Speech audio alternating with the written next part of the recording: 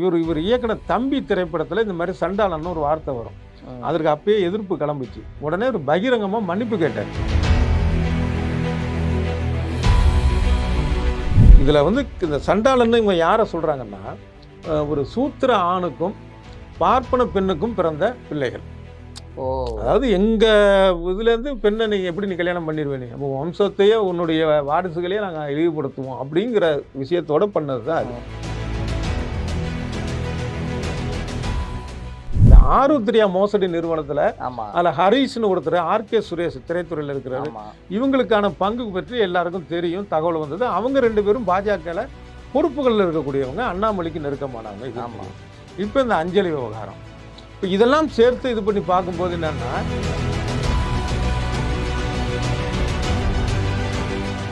விஜய் கூடலாம் ஒரு போகிறதுக்கான ஒரு வாய்ப்பு இருக்கிறதாக எனக்கு தெரியல. அதுக்கான இது வந்து தெரியல. ஏன்னா இவர் ஒரு பண்பட்ட அரசியல் தலைவர் திருமாவளவன்.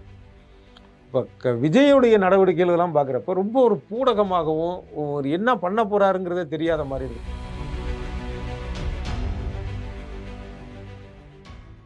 வைரல் கண்டென்ட் விவாதம் பகுதிக்கு வரவேற்பதில் மகிழ்ச்சி. இன்றைய விவாதத்தில் நம்முடன் இணைந்திருக்கிறார் மூத்த பத்திரிகையாளர் டிவி சோமு அவர்கள். வணக்கம் சார். வணக்கம். விக்கிரவாண்டி எலெக்ஷன் முடிஞ்சு ரிசல்ட் வந்துருச்சு. ஆனால் அந்த பரப்புரையில் வந்து நாம் தமிழர் கட்சியை சேர்ந்த இவர் துரைமுருகன், சாட்டை துரைமுருகன் வந்து கருணாநிதியை தவறாக பேசினதுனால அவர் மீது வழக்கெல்லாம் போட்டிருக்காங்க, கைது பண்ணியிருக்காங்க. இதோட பின்னணி என்ன சார்? அதாவது அந்த ஒரு பாடலை பாடியிருக்கிறார். சண்டாளன்கிற வார்த்தையை பயன்படுத்தி கருணாநிதியை குறிவைத்து எழுதப்பட்ட பாடல். அது அதிமுக எழுதின ஒரு பாடல், பல வருடங்களுக்கு முன்னால். அதை மறுபடி இவர் தோண்டி எடுத்து இவர் பாடியிருக்கிறாரு. அதற்காக தான் அவர் கைது பண்ணியிருக்கிறாங்க. அன்றைக்கே வந்துட்டார் ஜாமீனில். அதை ஒட்டி தான் சீமான் வந்து அவர் புள்ளப்பூச்சி, அவரை அரெஸ்ட் பண்ணீங்க, நான் பாடுறேன் அந்த பாட்டு அப்படின்னு இவரும் அதை பாடி காட்டுறாரு.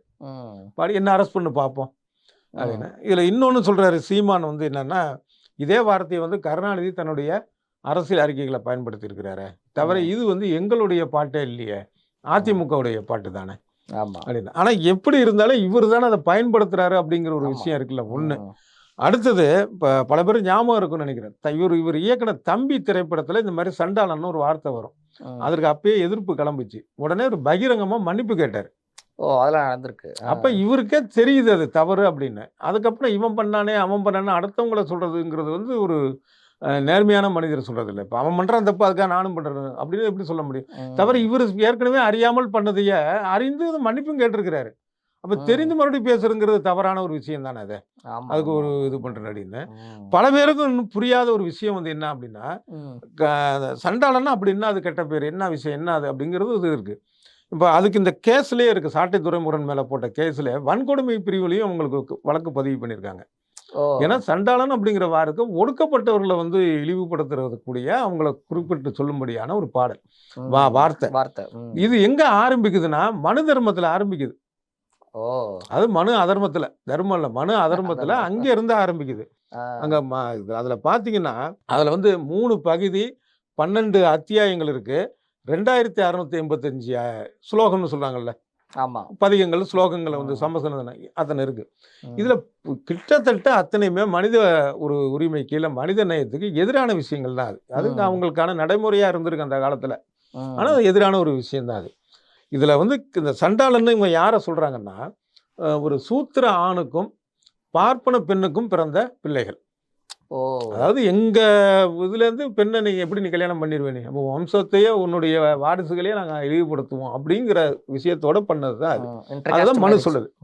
இன்டர்காஸ்ட்லேயும் வந்து என்னன்னா, பார்ப்பன பெண் சூத்திர ஆண் இவங்களுக்குள்ளதான் வர இது பண்ணக்கூடாது. இப்போ இதே வந்து ஒரு பார்ப்பன ஆண் சூத்திர பெண்ணை அதுக்கு அடுத்த ரேஞ்சில் வச்சிருப்பாங்க போல. இதுதான் வந்து ரொம்ப கொடூரமாக இவங்க சொல்லக்கூடிய ஒரு விஷயம் அது.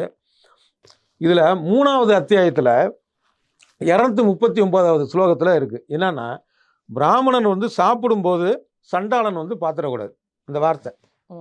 அதாவது சாப்பாடே இது பண்ணக்கூடாதுன்னு. அதே மாதிரி சண்டாளனுக்கு அதில் உள்ள வார்த்தையெல்லாம் தான் நான் சொல்கிறேன்.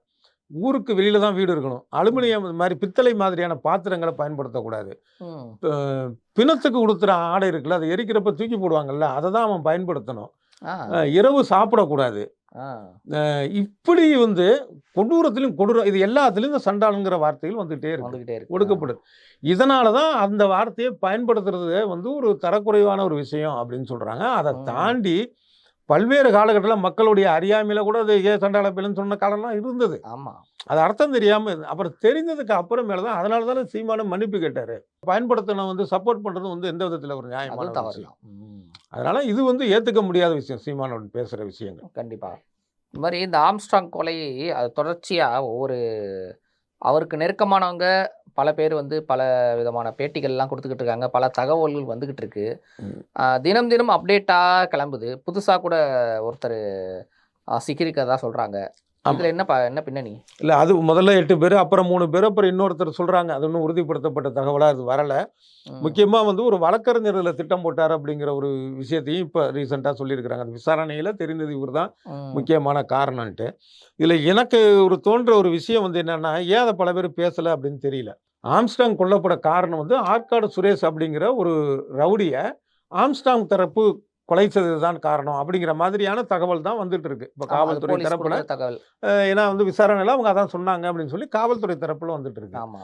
அந்த ஆற்காடு சுரேஷுக்கு மிக நெருக்கமாக இருந்த ஒரு கஞ்சா விற்கும் பெண்மணி புளியந்தோப்பு அஞ்சலை, இந்த அம்மா வந்து இப்போ மறுபடியும் இப்போ கைது பண்ணியிருக்கிறாங்க. வேற ஒரு வழக்கிலையும் இவங்க கைது பண்ணியிருக்கிறாங்க. இவங்க யாருன்னா பாஜக முக்கிய பிரமுகர். முன்னாடி சொன்ன மாதிரி இந்த ரவுடிகள் பட்டியலில் எவ்வளோ இருக்காங்க. இது ஒன்று. இன்னொரு பக்கம் பார்த்தீங்கன்னா, இதுலேருந்து நம்ம இன்னொரு இது யோசிக்க வேண்டியது. இந்த ஆருத்ரியா மோசடி நிறுவனத்தில் அதில் ஹரீஷ்னு ஒருத்தர், ஆர்கே சுரேஷ் திரைத்துறையில் இருக்கிறாரு, இவங்களுக்கான பங்கு பற்றி எல்லாருக்கும் தெரியும், தகவல் வந்தது. அவங்க 2 பேரும் பாஜகவில் பொறுப்புகளில் இருக்கக்கூடியவங்க, அண்ணாமலைக்கு நெருக்கமானவங்க, இது தெரியும். இப்போ இந்த அஞ்சலி விவகாரம், இப்போ இதெல்லாம் சேர்த்து இது பண்ணி பார்க்கும்போது என்னன்னா, இந்த ஆம்ஸ்ட்ராங் கொலை அப்படிங்கிறது வந்து இன்னொரு பக்கம் அங்கே நீளுமோ அப்படிங்கிறது தோணுது. பிஜேபி சைடு நீளுன்றீங்களா? அந்த பக்கம் அதுக்கான விஷயங்கள் எந்த அளவுக்கு விசாரணை போகுது, இதெல்லாம் பார்க்குறப்ப தோணக்கூடிய ஒரு விஷயங்கள். இது ஒரு பக்கம். இன்னொன்று, இந்த ஆம்ஸ்ட்ராங் விஷயத்தில் நான் குறிப்பிட வேண்டிய விஷயம் வந்து என்னென்னா, உடனடியாக வந்து என்ன சொல்லிட்டாங்கன்னா, வந்து தமிழ்நாட்டில் தலித்துகளுக்கு பாதுகாப்பே இல்லை, தலித் தலைவர்களுக்கு இருக்குன்னு. அப்படிலாம் ஒன்றுமே அது கிடையாது. இந்த பிரச்சனையை பொறுத்தவரை அவருடைய தனிப்பட்ட விஷயம் அப்படிங்கிற மாதிரி. ஏன்னா பல காலமாக பல பேருக்கும் தெரியும், கேள்விப்பட்ட விஷயங்கள். ஆம்ஸ்ட்ராங்குடைய நடவடிக்கைகள் ஒரு பக்கம் ரொம்ப கல்வி உதவி செய்கிறது, போகிறது வரும், இந்த மாதிரி இருந்துச்சு. இன்னொரு பக்கம் வந்து அவர் மீது வந்து ஒரு பேசப்படுவது உண்டு, ஒரு கட்ட பஞ்சாயத்து பண்ணுறாரு, சர்ச்சைக்குரிய நிலங்களை வந்து எடுத்து சேல்ஸ் பண்ணுறது, இந்த மாதிரிலாம் வந்து என்னென்னா எதிரிகள் அதிகம் வரக்கூடிய ஃபீல்டு இதெல்லாம். ஆமாம். ஒன்று தவிர இவர் வந்து முதல்ல 8 பேர் வந்து அரெஸ்டாக, முதல்ல வந்து 8 பேர் சரணடைந்த விஷயத்தில் பார்த்தீங்கன்னா 2 பேர் இவர் இனத்தை சார்ந்தவர்கள், ஆதி திராவிடர்கள். மீதி 6 பேர் வந்து மலைக்குறவர்கள். அப்புறம் எப்படி இது ஜாதி ரீதியான ஒரு மோதலாக வரும்? ஆதிக்க சாதி போய் கொன்னுடுச்சு அப்படிங்கிறாங்களே. ஆதிக்க சாதி செய்யக்கூடிய விஷயங்கள், பல விஷயங்கள், கெட்ட விஷயங்கள் இருக்குது, நம்ம கண்டிக்கிறோம். அதுக்காக நீங்கள் எல்லாத்துலேயும் போய் அதை அப்ளை பண்ணிங்கன்னா உண்மையிலேயே அவங்களுடைய ஒரு கொடுமை நடக்கிறப்ப அவன் ஜாதி வரி என்ன சொல்லுவான், இவனுங்க எதுக்கு எடுத்தாலும் அப்படிதான் சொல்லுவானுங்கம்மா. அப்போ நம்ம அதை கவனமாக இருக்க வேண்டியதாக இருக்குது. இதில் வந்து அந்த மாதிரி ஜாதியை நுழைக்கிறது இருக்குல்ல, ஜாதியையோ அரசியலோ நுழைக்கிறதுங்கிறது ஒட்டுமொத்த அந்த ஒடுக்கப்பட்ட மக்களுக்கு செய்கிற துரோகமாயிரும். இதை எல்லாரும் உணரணுங்கிறது தான் என்னுடைய தான். மாயாவதி முதற்கொண்டு அது மாதிரி தவறான விஷயம் சொல்லிட்டு போயிருக்காங்க. இங்கேயும் பல பேர் அதை சொல்கிறாங்க. இதில் கூடுதல் தகவலுக்கு ஒன்று இருக்குது. என்னன்னா, சமீபத்தில் ஒரு மாதத்தில் மட்டுமே விசிகாவை சேர்ந்த ஒரு 3 பேர் கொல்லப்பட்டிருக்காங்க. அது இல்லாமல் இன்னொரு தலித் ஒருத்தர் இறந்துருக்காரு. எங்கன்னா மயிலாடுதுறை, நாகப்பட்டினம், இந்த மாதிரி மாவட்டங்களில், பல்வேறு மாவட்டங்களில் ஒரு இவரையும் சேர்த்து ஆம்ஸ்ட்ராங்கையும் சேர்த்து ஒரு 6 பேர் இது வரைக்கும். அதனால தான் இந்த விஷயங்கள் வந்து எழுது. இல்லை, அதற்கான காரணங்கள் என்ன அப்படிங்கிறது வந்து இப்போ இது வந்த அளவுக்கு அந்த தகவல்கள் வரல.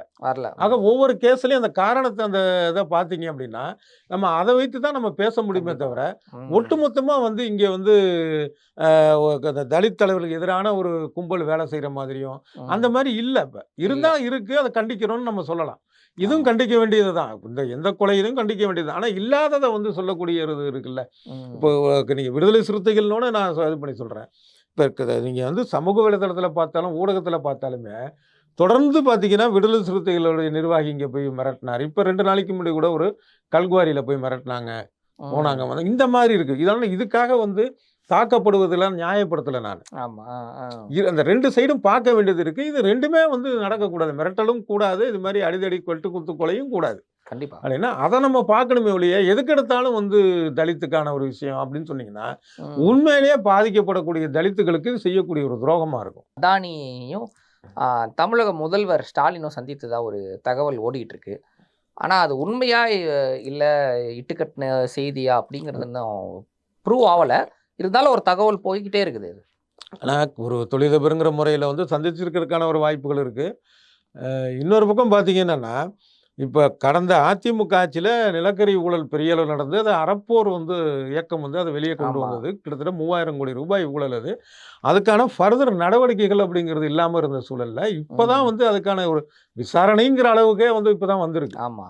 அப்போ அது போக போக என்ன ஆகுன்னு தெரியல. இந்த சூழல்ல இந்த சந்திப்பா அப்படிங்கிறது வந்து ஒரு பெரிய ஒரு கேள்வியை எழுப்பக்கூடிய ஒரு விஷயமா விசாரணைக்கு முட்டுக்கட்டை போடுறதுக்காக காண ஒரு விஷயமா இருக்க ஒரு வாய்ப்பு இருக்கு அப்படிங்கிறத நம்ம பார்க்க வேண்டியதா இருக்கு.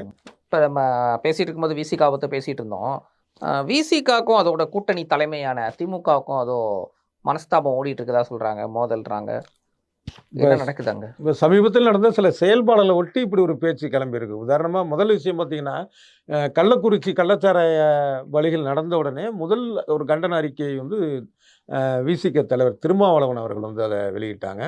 தவிர முழு மதுவிலக்கு அப்படிங்கிறத வலியுறுத்தி வர செப்டம்பர் 17 வந்து மாநாடு நடத்துகிறேன் அப்படின்னு சொல்லி அறிவிச்சிருக்கிறாரு, நடத்த போகிறதா சொல்லி. அது ஒரு விஷயங்கள். அப்புறம் பார்த்தீங்கன்னா, அந்த கட்சியுடைய எம்எல்ஏ பனையூர் பாபு வந்து வேங்கவயல்ல வந்து பாதிக்கப்பட்டவங்களுக்கு எதிராக காவல்துறை இருக்குன்னு பேசினார். சட்டமன்றத்திலே அவர் பேசினார். இது ஒரு காரணம். அப்புறம் அந்த ஆணவ கொலைக்கான அதை எதிர்த்து அதுக்கு நடவடிக்கை எடுக்கிறதுக்காக தனி சட்டம் தேவையில்லை, இருக்கிற சட்டத்தை வைத்து அதை சிறப்பாக வந்து அந்த குற்றவாளிகள் மேலே நடவடிக்கை எடுக்கலான்னு முதலமைச்சர் ஸ்டாலின் அவர்கள் சொன்னதை விசிகவை சேர்ந்த எம்எல்ஏ ஆளுநர் ஷானவாஸ் அவர்கள் வந்து அதை கண்டித்து பேசினார். சட்டமன்றத்தில் எதிர்த்து பேசினார். தவிர இதே எதிர்த்து பொது தளங்கள்லையும் வந்து விசிக பேசிட்டு இருக்காங்க. அப்புறம் அதுக்கு அடுத்து இந்த ஆம்ஸ்டாங் ஏற்கனவே பேசின விஷயங்கள் இந்த இதில் பார்த்தீங்கன்னா தலித் தலைவர்கள் குறிவைக்கப்படுகிறாருங்கிற அர்த்தத்தில் இப்போ திருமாவளவனும் பேசினார். தவிர அவர் திருமாவளவன் சொன்னது என்ன இன்னொரு விஷயம் அப்படின்னா, இந்த முதல்ல 8 பேர் சரணடைந்தாங்கல்ல, அவங்க வந்து உண்மையான குற்றவாளிகளே இல்லை. ஆமா, முதல்ல அவர் சொன்னது உண்மையான கண்டுபிடிக்கணும். இந்த மாதிரியான ஒரு விஷயங்கள்லாம் பார்க்குறப்ப இது திமுக அரசுக்கு எதிரான ஒரு பேச்சு செயல் அப்படிங்கிற மாதிரியான ஒரு பார்வை இருக்கும் இல்லையா? அதை ஒட்டி வந்தது ஒரு விமர்சனம் தான். சரி, 2 கட்சிக்குமான ஒரு பிளவு இருக்கும்னு சில பேர் இதுக்கு அடுத்த கட்டத்துக்கும் போயிட்டாங்க. இப்போ வர தேர்தலில் வந்து பார்த்தீங்கன்னா, அதிமுக கூடயோ இல்லை விஜய் கட்சி கூடயோ திருமாவளவன் கூட்டணி வச்சுக்குவார் அப்படின்ட்டு. ஆனால் நிச்சயமாக எனக்கு அப்படி நடக்கும்னு தோணலை. ஏன்னா திமுக கூட்டணி விசிக இருக்கிறது, திருமாவளவன் அவர்கள் இருக்கிறதுக்கு காரணம் வந்து ஏதோ தனிப்பட்ட பாசம் கிடையாது. பாஜகவை மிக தீவிரமாக எதிர்க்கக்கூடிய கட்சிகளோட தான் களமாட முடியுங்கிறதுல ரொம்ப உறுதியாக இருக்கிறாரு. இப்போ அந்த கட்டத்தில் இருக்கிறது வந்து திமுக இல்ல.